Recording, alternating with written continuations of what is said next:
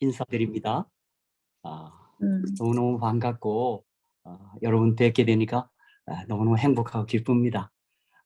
제가 늘 말씀드리지만 저와 여러분이 예수의 제자들인 거로 항상 기쁨과 성령이 충만하시기를 주님의 이름으로 축복합니다.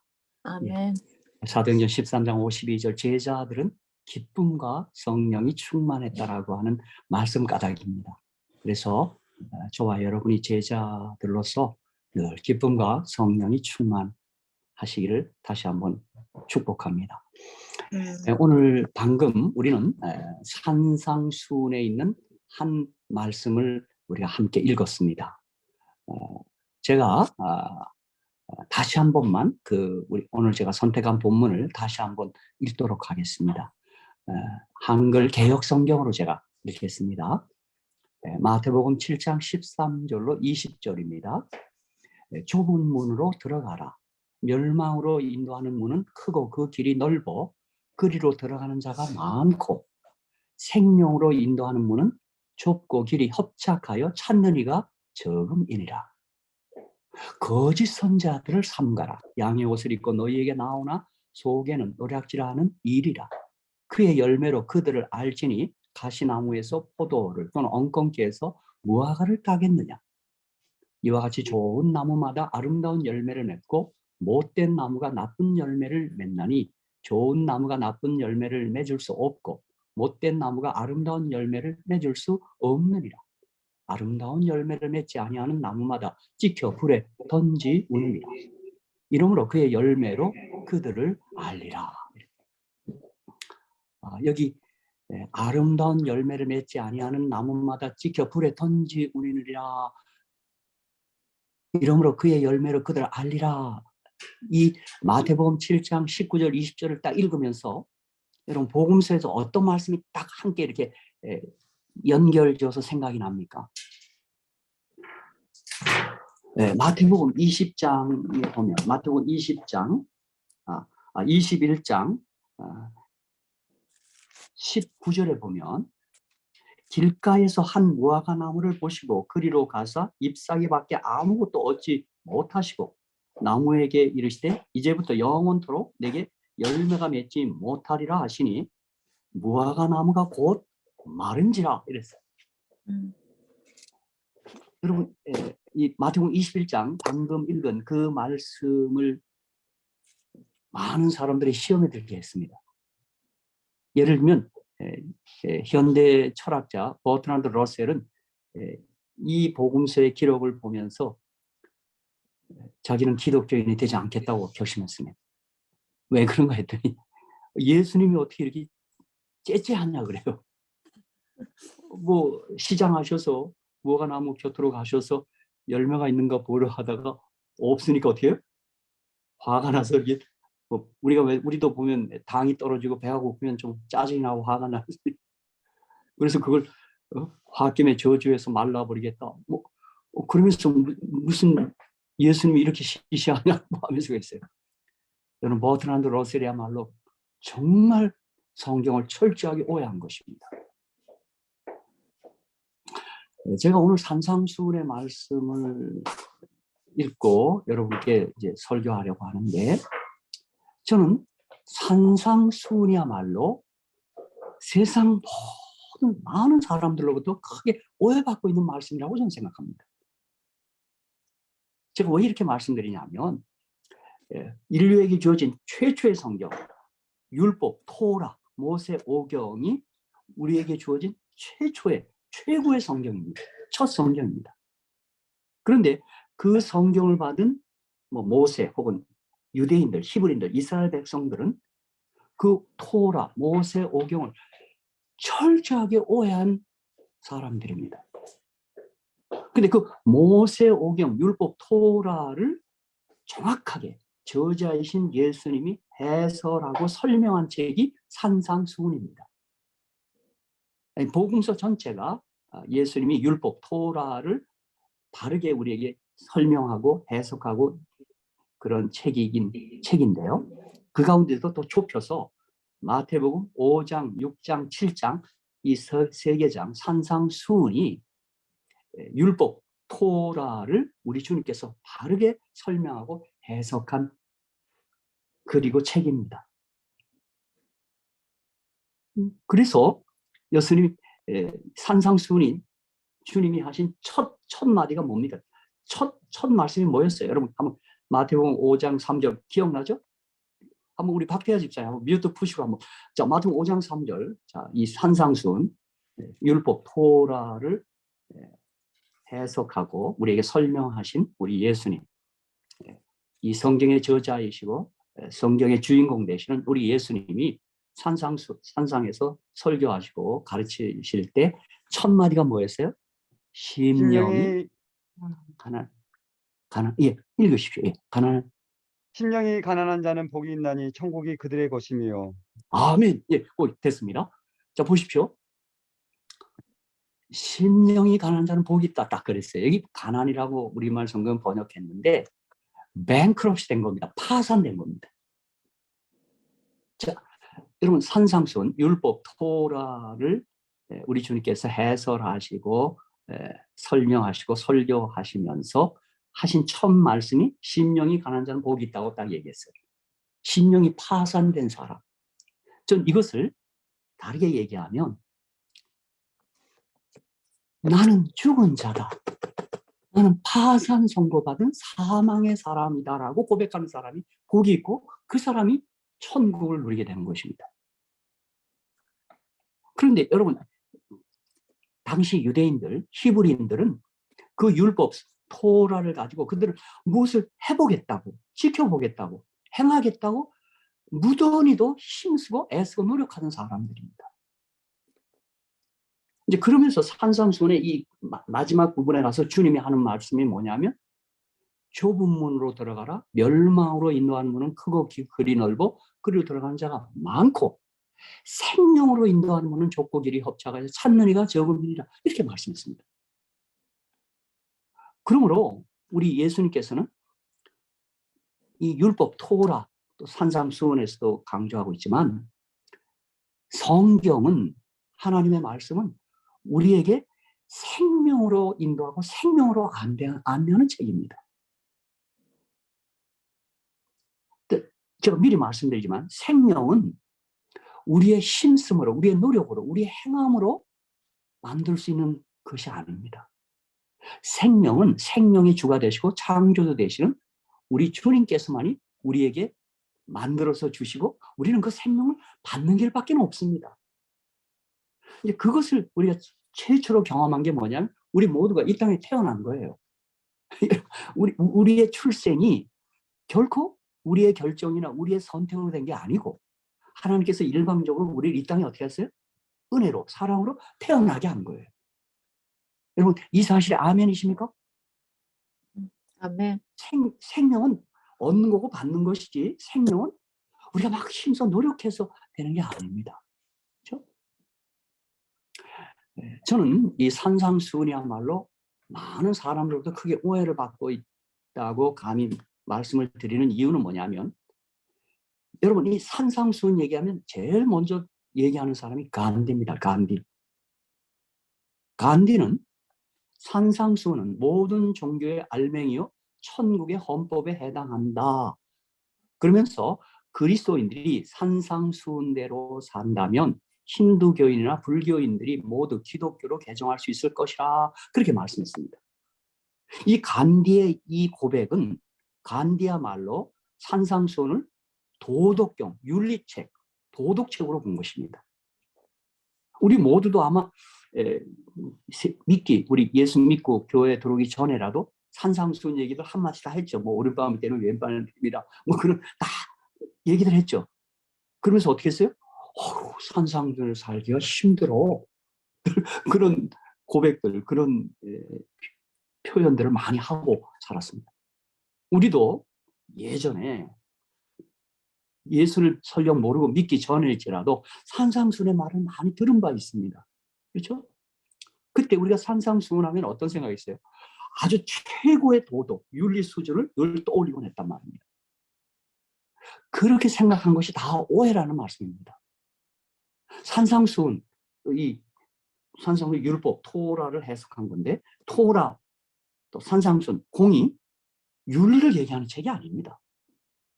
생명을 얘기하는 책입니다.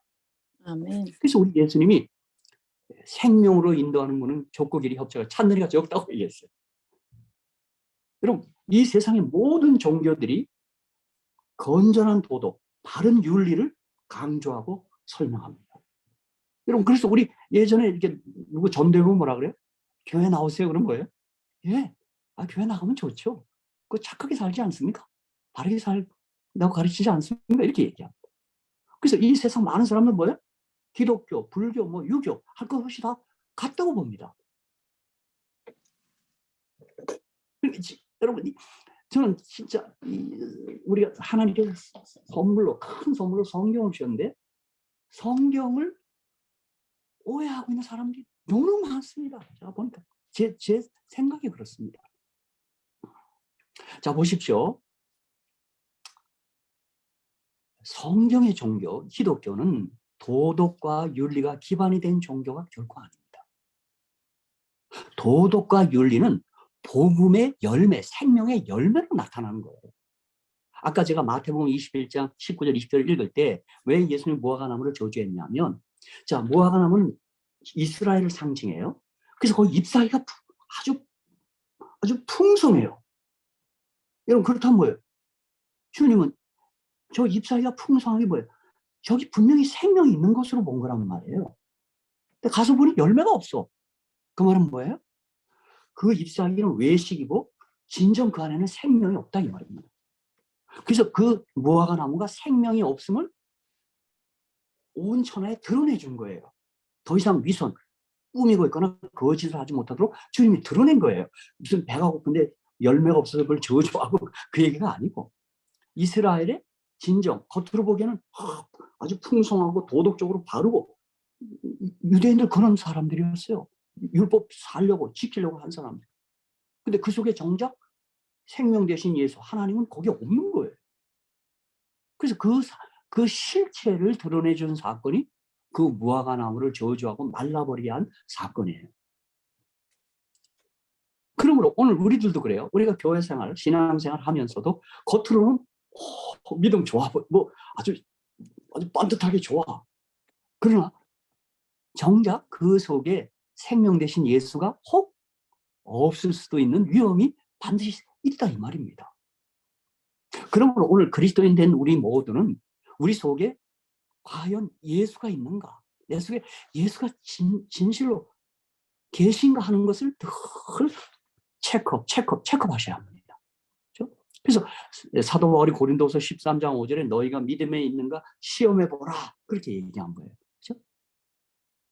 자, 어쨌든 성경을 도덕과 윤리의 규범으로 보면, 그렇게 한번 접근해 보면 구약의 하나님, 구약 성경은 아주 이해가 되지 않습니다. 그래서 우리 기독교회사에 보면 마르시온 같은 사람은 이런 기준으로 성경을 보았기 때문에, 이 도덕적 잣대로 보았기 때문에 그는 이렇게 말했어요. 구약의 여호와는 악신이다 이렇게 얘기했어요. 여러분도 아마 구약을 읽어보시면 알지만, 자, 우리 요즘 지금 이스라엘 땅, 팔레스타인 땅에 지금 이스라엘과 팔레스타인 간에 지금 전쟁을 하고 있지 않습니까? 우리 구약 성경에 가보면 그런 전쟁 이야기가 나와요. 그렇죠? 근데 거기 보면 구약 성경을 보면 어떻게 해요? 여호수아에게 혹은 사무엘에게 또 사울왕에게 어떻게 해요?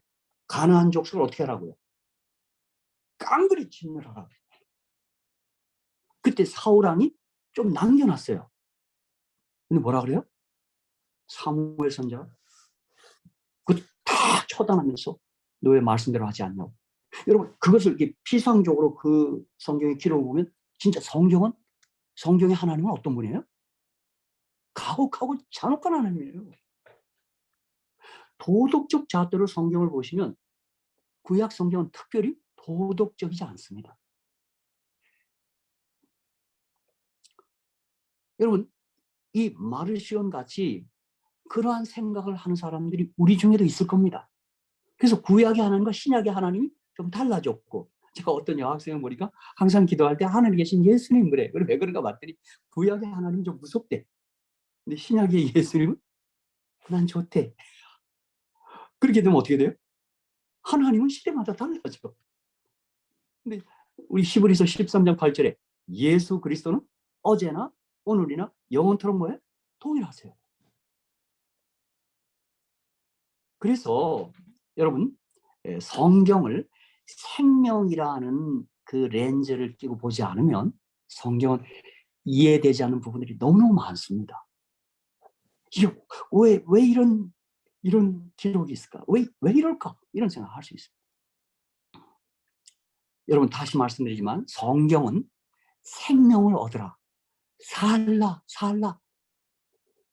넌 살아야 한다. 그것을 가르치고 그것을 강조하는 그런 경전이고 기독교는 생명 종교입니다.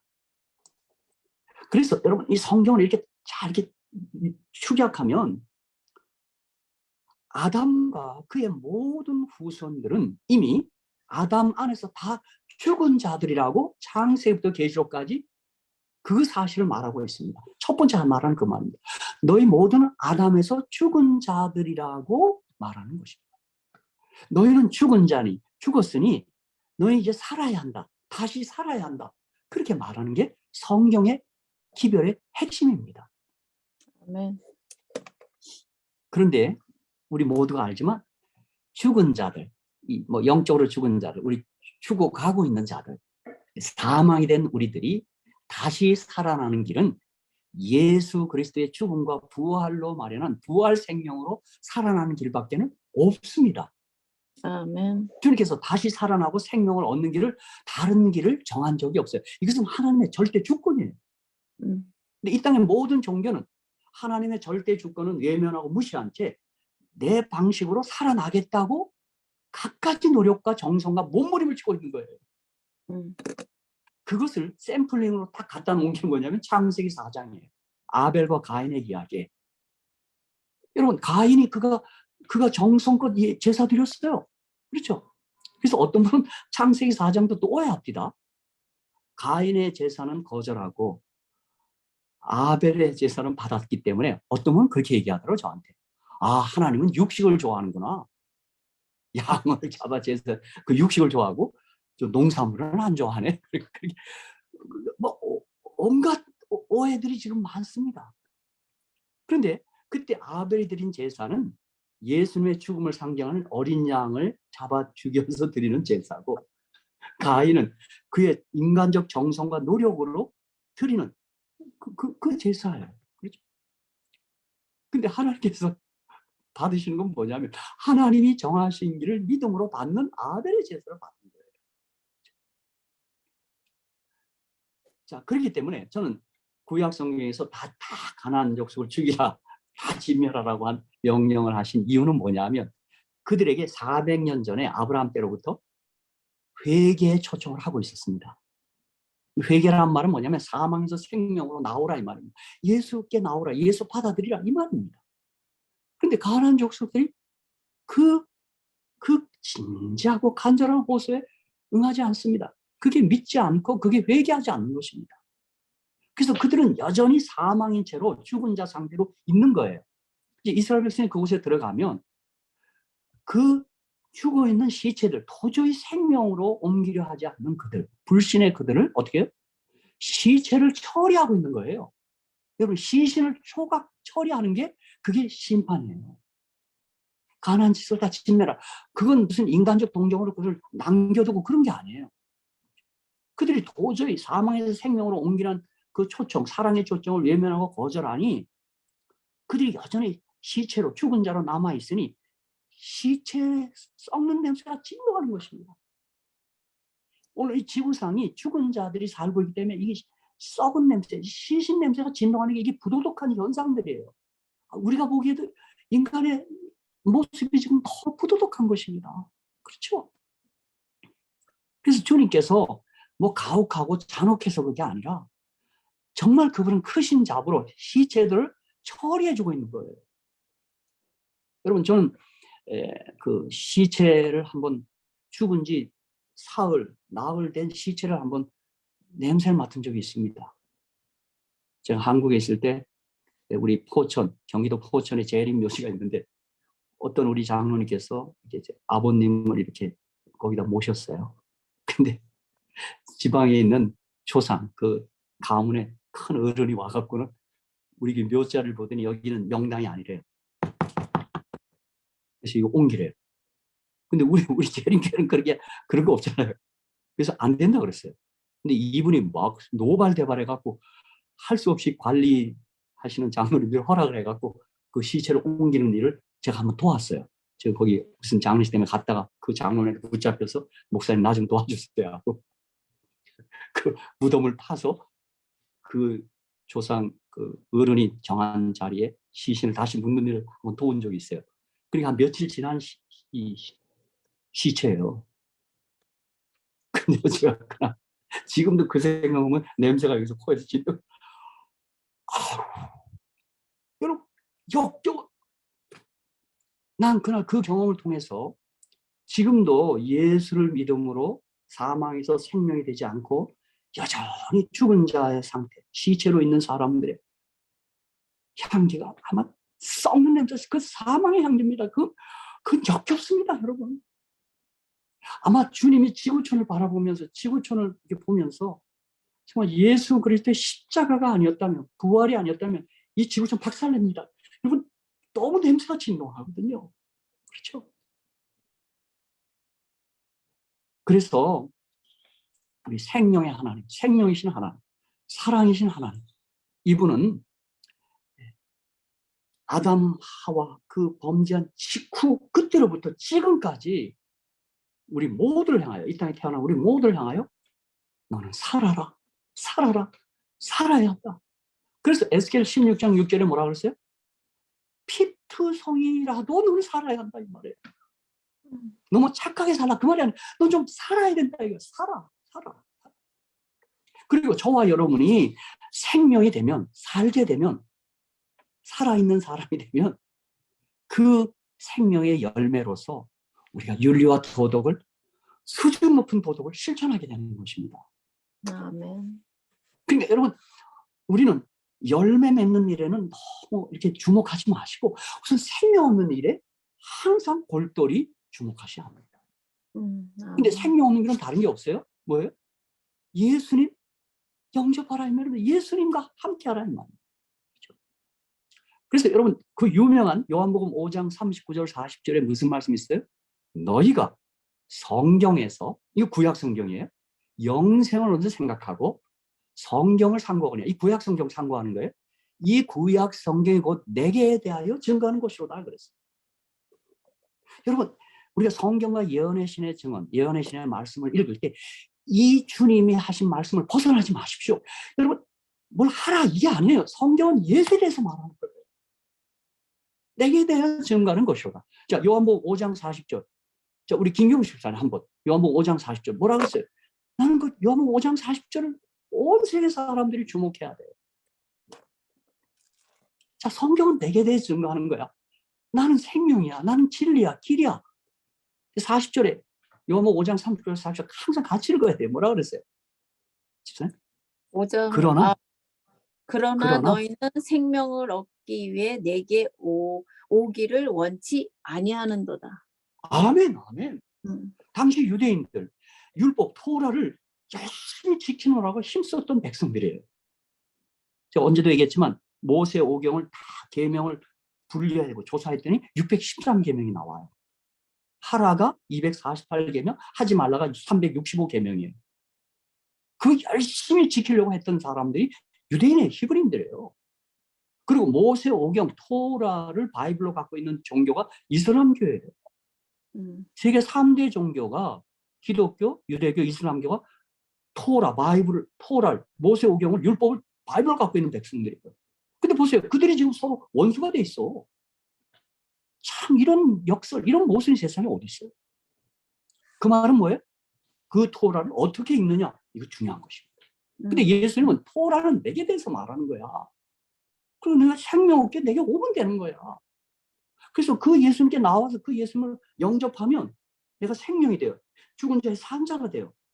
그리고 산자, 생명이 되면 생명의 열매는 내가 몸부림치고 되는 게 아니라 그냥 열매게 돼 있어요. 그렇죠? 그리고 우리 가운데도 우리 주의 그리스도인, 우리 재림 성도도 포함돼요. 그가 좀 이렇게 우리의 눈에 거슬리는 행동을 한다. 그 말은 뭘까요? 그 속에 예수가 없다는 얘기예요. 교회 다니고 있으면서도 뭐 어느 데 주여 주여 하고 있으면서도 그 속에 예수가 없는 경우는 있을 수 있는 거예요. 그럼 어떻게 하면 돼요? 고치려고 노력하지 말고 어떻게 해요? 빨리 예수를 영접하고 수락하면 되는 거예요. 계속 예수 들어오면 내게서 변화가 일어나요. 그래서 사도 바울이 뭐라고 했어요? 누구든지 그리스도 안에 있으면 새로운 피조물이라, 새로운 생명이라, 존재라. 이전 것은 지나갔으니 보라, 뭐가? 새 것이 되어. 새롭게. 네. 그래서 마태복음 5장 3절에 심령이 가난한 자는 복이 있나니 천국이 저희 것입니다 말한 거예요. 그 심령이 가난한 자는 뭐예요? 자신이 죽은 자임을, 사망임을 인정하는 자로서 생명 대신 예수를 갈망하고 그분을 바라보고 그분을 사랑하고 그분을 믿고 그분을 받아들이는 사람들이에요. 그렇죠? 아멘. 그런데 여러분 오늘 우리 주님께서 왜 생명을 인도하는 길이 좋고 협착하다고 얘기했을까요? 이제 그러면서 마태복음 7장 15절에 거짓 선자를 상가라 딱 얘기해놨어요. 그 좁다 그러면서 왜 거짓 선자 상가라 그랬을까요? 저는 생명의 문은 결코 좁지 않아요. 예수는 누구라도 믿을 수 있어요. 조건 없어요.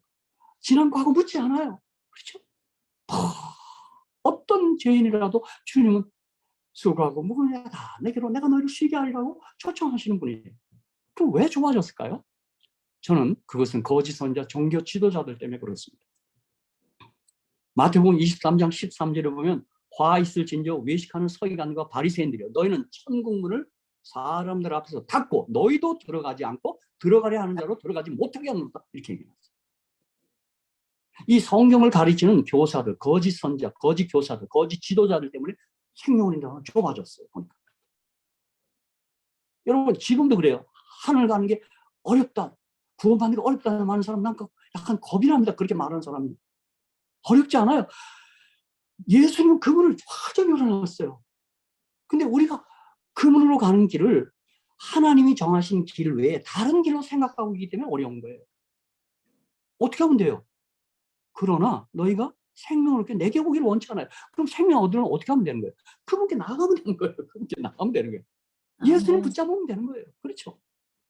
자, 제가 이 설교 중에 우리 오늘 이 주은방에 들어오신 분들에게 한번 묻습니다.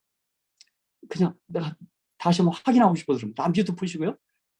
여러분 예수님 믿고 예수님 사랑하시기로 이 아침에 다시 한번 깊이 결심하고 작정하시겠습니까? 아멘. 이건 좀 아멘 좀 크면 좋겠다. 아침에 안 하셨는데. 이게 중요하다 이 말입니다. 중요해요. 제가 왜 자꾸 이렇게 아멘을 요구하고 하는지 아십니까? 제가 시대소망 191페이지 읽어보니까 이런 말씀이 있어요. 예수님께서는 어머니가 어린 아이에게로부터 사랑의 표현, 고백을 기다리는 것처럼 우리의 입에서 예수를 사랑한다는 말을 그렇게 기다린답니다. 우리의 아멘. 고백을요. 난 그거 읽은 다음부터 아멘 크게 하기로 했고 내가 혼자 있을 때 예수님 사랑합니다 막 혼자 중얼중얼 할 때가 많습니다. 그러면서 시대성은 191페이지를 떠올려요. 야, 주님이 내가 이렇게 사랑 고백할 때마다 나 많이 예뻐하겠구나. 할렐루야. 아멘. 자, 다시 한번 묻습니다. 여러분 생명이신 예수님 확실히 믿고 사랑하시죠? 아멘. 아멘. 이렇게 막 얘기해도 아멘이 조금 데시벨이 낮다. 아멘. 나 주님 사랑합니다. 아멘. 그렇죠? 그래서 우리 세인트 루이스 교회 성도님들이 우리끼리 싸울 일이 하나 있어요. 뭐예요? 내가 더 사랑해. 내가 더 사랑해. 뭔 소리야? 내가 더 사랑한다니까. 그렇게 고백해야 돼요. 그렇죠? 자, 그래서 시편 16편 11절 저는 다윗 보세요. 다윗. 난 다윗 좋아해요. 다윗의 이름이 자그마치 성경에 900번 이상이 언급돼요. 진짜 다윗 하나님 예뻐했던 것 같아요. 근데 여러분 다윗의 생애를 우리가 잠깐 살펴보면 좀 도덕적으로는 좀 문제가 있는 것 같아요. 어때요? 네? 우리 민장로님, 민호시장 좀 다이 좀 도덕적으로 좀 하자 있는 것 같지 않아요? 남자인 내가 생각해도 좀 마음에 안 들어. 그렇죠? 네. 우선 첫 번째 뭐가 마음에 안 들면 여자를 너무 좋아했어. 마음에 드는 여자 있으면 누구 아니고 다 데리고 와. 그렇죠? 결국 일 터뜨렸죠. 우리 아내 건드리고 우리 아까지 다 죽이고. 오늘 그게 어느 대통령이 그 일을 했다 그러면 그 사람 대통령 못 합니다. 그 미투 사건 일으켜 그 사람 못 합니다. 그런데 신약 성경에 와서 보니까 다시 내 마음에 합한 자라 그랬어요. 하나님은 좀 이상하다죠. 그죠? 그런데 시편 16편 11절 다윗의 고백을 들어보십시오. 주께서 생명의 길로 내게 보이시리니 주의 앞에는 기쁨이 충만하고 주의 우편에는 영원한 즐거움이 있나다. 아멘. 다윗이 하나 잘하고 있었어요. 뭐요? 생명이신 예수님 딱 붙잡고 그 예수님 사랑했어요. 그리고 그 예수님이 내게 생명의 길이 됐고 그 생명의 그 길 대신 주 앞에는 기쁨이 충만하고 그 우편은 영원한 즐거움이 있다고 얘기했어요. 다윗이 예수님이 너무너무 좋았어요. 어쩌면 내가 부도덕하고 내가 결함이 많고 형편없는 사람일지라도 나 예수 좋아한 거예요. 그래서 예수 너무 좋아해서 우리 박대하 집사님 다윗이 어떤 일까지 했어요? 사무엘하 6장에 보니까 주님이 너무 좋아갖고요. 댄싱. 예, 춤을 췄습니다. 그래서 뭐, 옷까지 그렇죠. 벗겨질 정도로. 우리 박 집사님 어느 날 춤추다가 바지가 내려간 적이 있습니까? 그랬더니 그 아내 미갈 왕비는 흉났습니다. 아이고 저 임금이 저게 뭐냐고요, 그죠? 이 여자들이 되게 그렇게 잔소리를 하는 게 다 여자의 특권입니다. 내가 볼 때, 그죠? 여자분들 그래요? 두 아들을 데리고 산다고요, 그죠? 한 큰 아들은 남편이고, 근데 그 사무엘하 6장 끝에 보면 무슨 말이 있어요? 미갈이 죽는 날까지 더 이상 아이를 갖지 못하면 생명이 없습니다. 여러분 생명 있는 곳에 기쁨이 있고 기쁨 있는 곳에 생명이 있을 줄로 믿습니다. 아멘. 저는 우리 그러므로 재림교회가 우리 모든 공동체들 모든 교회들이 생명 충만, 기쁨 충만, 은혜 충만, 성령 충만해야 합니다. 제가 사무엘하 6장을 묵상하다가 깨달은 겁니다. 그렇죠? 그래서 지금 제가 줌으로 몇 분 얼굴 다 보여요. 지금 웃고 있는 얼굴인지 찡그리고 있는 얼굴이 제가 몇 분 보여요. 여러분이 생명을 얻은 기쁨 충만한 사람으로서 얼굴부터가 기쁜 표정을 짓고 계셔야 돼요. 자, 제가 한번 지금 잠깐 보겠습니다. 마스크 쓰는 사람은 잘 볼 수가 없고요. 표정들이 다 달라졌어요. 아멘. 자, 그래서 제가 여러분에게 다시 말씀드립니다. 자, 토라 산상수훈을 설명한 토라를 설명한 산상수훈이 우리에게 강조하고 예수님이 강조한 것처럼 성경의 요지는 처음부터 끝까지 선과 악이 아닌 생명과 사망이라는 사실을 잊지 마십시오. 그래서 저는 화이트빈의 선악의 대쟁투라고 하는 걸 난 항상 그렇게 얘기하지 않고 생명의 세력과 사망의 세력 간의 쟁투 이렇게 얘기합니다. 그래서 여러분 히브리 2장 14절 16절에도 자녀들은 혈육에 함께 속하였으며 그도 또한 한 모양으로 혈육에 함께 속하시면 사망으로 말미암아 사망의 세력을 잡은 자 곧 마귀 이렇게 얘기했어요. 그렇다면 여러분 반에서 어떻게 표현하면 돼요? 생명의 세력을 잡은 자 예수입니다. 그래서 여러분 요한복음 10장 10절에도 예수님 뭐라 그랬어요?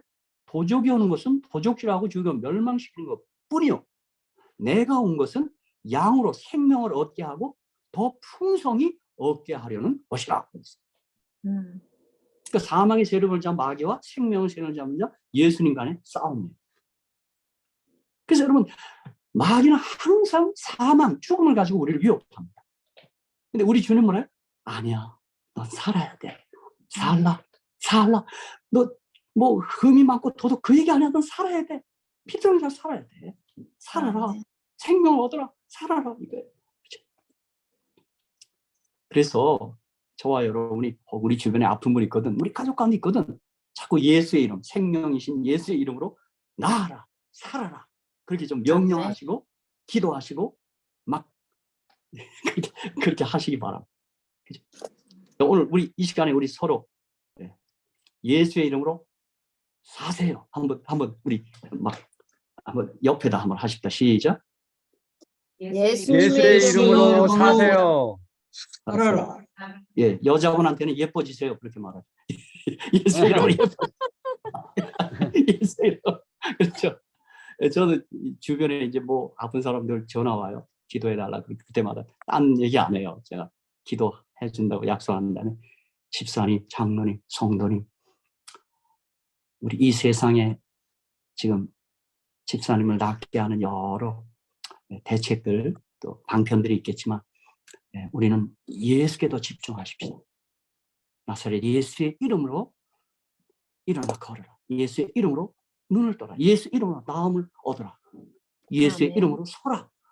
우리가 그 일에 더 집중하고 주목하자고 제가 그렇게 좀 간절한 호소를 하곤 합니다. 그렇죠? 아멘. 그래서 여러분 창세기 2장에도 가보면 거기 생명나무와 선악을 알게 하는 나무가 있더라.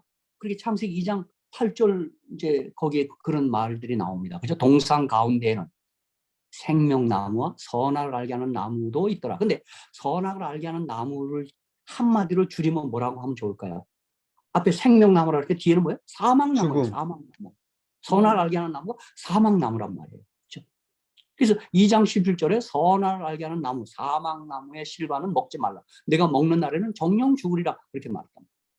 생명나무의 실과는 먹으면 우리가 사는 거예요. 생명을 얻는 거예요. 그러므로 계속 제가 강조하고 말씀드리는 생명나무의 실과, 생명의 실과는 예수님입니다. 그래서 예수님은 우리의 죽음을, 사망을 없애기 위해 자신이 우리를 대신해 죽으시고 부활하셔서 우리에게 부활 생명을 주시는 거예요. 그래서 저는 우리가 늘 얘기할 때 십자가 저는 그것도 좋지만 십자가 부활을 함께 언급해달라. 내가 그렇게 숙제를 줍니다. 십자가 부활 같이 얘기해야 된다. 부활 생명. 그렇죠? 다시 말씀드립니다. 고린도서 15장 22절 23절에 보면 아담 안에서 모든 사람이 죽었어요. 죽은 것 같이 그리스도 안에서 모든 사람이 삶을 얻습니다. 아멘. 그러니까 뭐 믿는 사람, 믿지 않는 사람은 그리스도 안에서 다 살아나요. 근데 악인들, 믿지 않는 사람은 부활해요. 그들 똑같이 부활해요. 부활했는데 의인들처럼 그들은 영생, 생명의 발로 영생하는 게 아니라 그들은 일어나서 어떻게 해요? 그들이 죄를, 예수님 불신한 죄를 정리하지 않았어요. 거부했기 때문에 그게 죄예요. 그 죄값에 따라 심판의 부활이 되는 거예요. 그리고 불에 타 사라지는 거예요. 그러므로 주님을 믿지 않는 이 불신의 죄가 결말이 뭐냐면 정말 멸망, 없어지는 거예요. 비존재가 되는 거예요. 그렇죠? 그래서 요한복음 3장 16절 하나님이 세상을 이처럼 사랑하사 독생자를 주셨다. 이는 저를 믿는 자마다 멸망치 않고 영생이에요. 멸망은 악인의 운명이에요. 영생, 생명은 의인의 운명이에요. 신자들의 운명이에요. 그러니까 멸망하는 거예요. 없어지는 거예요. 그렇죠? 그러니까 악인들이 지옥에서 느끼는 고통은 뭐예요? 내 존재가 사라지는 거예요. 근데 오늘 이곳에 있는 우리 모두는 어떻게 해요? 예수 안에서 영원히 존재해요. 할렐루야, 할렐루야. 아멘. 할렐루야. 잠깐의 주님 오시면 우리 하늘에 가서 영원히 존재합니다. 영원히 존재합니다. 야, 그때 제가 우리 박대한 집사님, 우리 민장로님하고 이 식구들하고 우리 같이 손잡고 우주여행 갈 때, 야, 가슴 터진다, 가슴 터져. 조금만 인내하십시오. 주님 곧 오십니다. 그렇죠? 아멘. 믿음만 흔들지 말고, 그럼 꼭 붙잡으면 우리 잠시해줘. 영원한 우주. 그렇죠? 참. 아니, 주님은 창조 주시니까 그 우주를 우주 개수만큼 또 만들 수 있습니다. 계속 만들. 그렇죠? 야, 그분과 영생하는 것입니다. 야, 진짜 할렐루야, 할렐루야. 그렇죠? 그래서 여러분, 우리 주님이 안타까워했던 것, 생명으로 인도하는 길이 좁고 협착하단 말, 우리는 그 주님의 말씀을 거스려 살기를 주님의 이름으로 축복합니다. 아멘. 아닙니다. 생명 인도하는 분은 넓습니다. 주님이 얼마나 좋으신 분인데, 주님이 얼마나 사랑이신데, 그렇죠? 네, 그래서 여러분, 인류가 하나님의 생명을 떠나서 우리가 죽게 되었어요. 그래서 죽은 자 됐어요. 그게 이제 창세기 3장 선악을 나는 실과를 따먹으면 사망나무를 먹으면 죽게 됐어요. 그렇죠?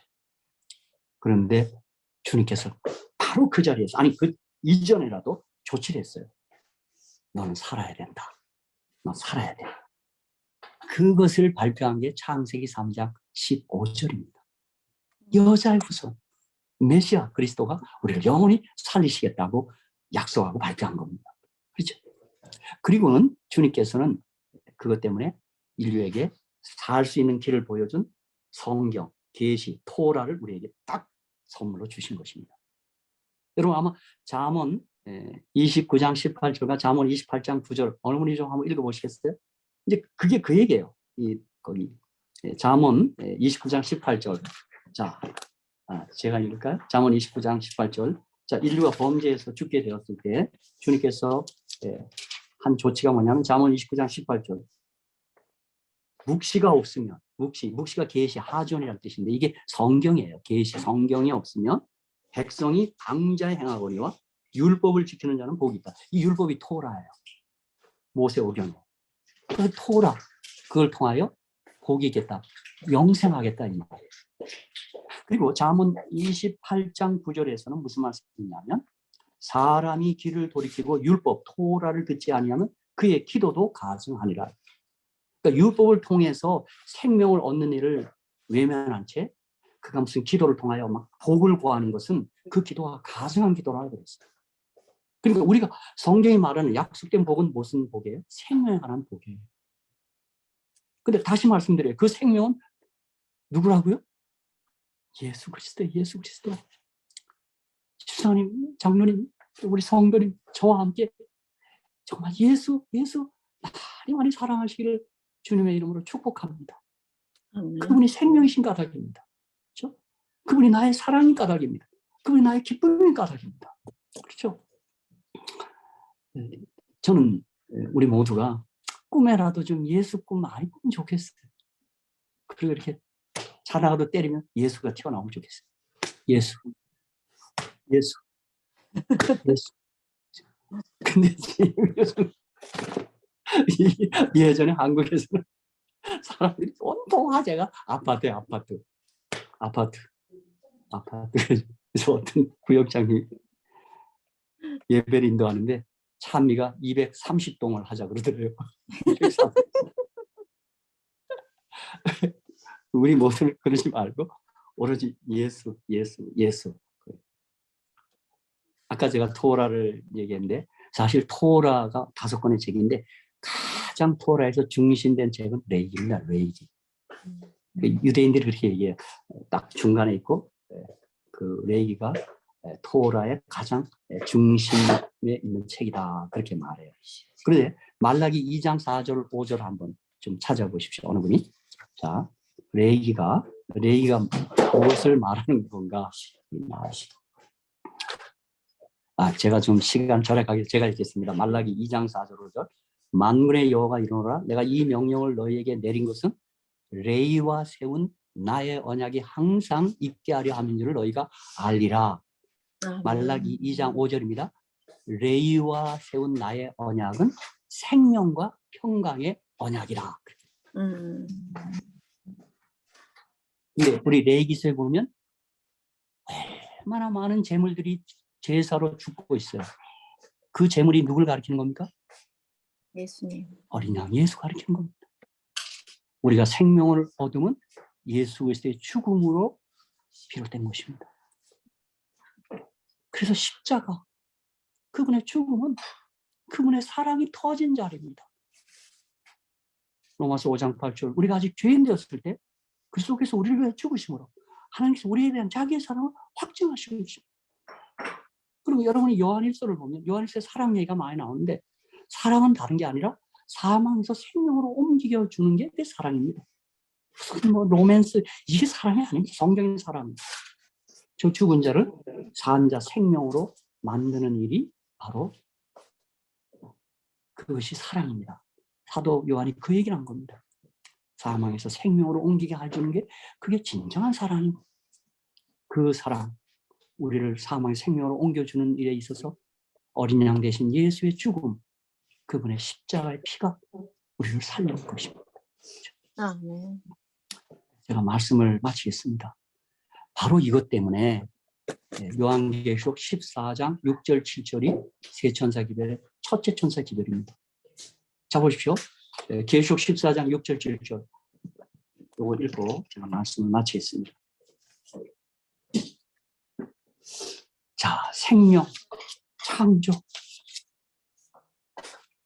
이것을 믿고 이것을 온 세계에 선포하고 전도하는 이들이 바로 재림교인들이고 그들이 세 천사 기별을 믿는 사람들입니다. 또 보니 다른 천사가 공중에 날아가는데 땅에 거하는 자들 곧 여러 나라와 족속과 방언과 백성에게 전할 영원한 복음을 가졌더라. 그가 큰 음성으로 가르쳐 하나님을 두려워하며 그에게 영광을 돌리라. 이는 그의 심판할 시간이 이르렀으니 하늘과 땅과 바다와 물들의 근원을 만드신 이를 경배하라 하더라. 아멘. 창조주, 우리의 생명을 주신 생명의 주를 경배하고 찬양하는 것, 그를 두려워하고 경외하는 것, 그것이 세천사 기별입니다. 그래서 세천사 기별은 기독교를 도덕적 종교에서 생명의 종교로 향상시키는, 업그레이드시키는 그런 종교입니다. 그래서 오늘날 많은 기독교들이 도덕적 수준에서 기복신앙으로 지금 전락해 있습니다. 우리 모두는 이 기복 종교를 생명의 종교로 향상시키고 업그레이드하는 일에 우리가 앞장서야 합니다. 그래서 이 생명으로 인도하는 문을 더 넓히는 일에 우리가 헌신해야 될 줄로 믿습니다. 아멘. 여러분, 예수님 많이 사랑하시고 예수님 더 굳게 믿으시기를 주님의 이름으로 축복합니다. 아멘.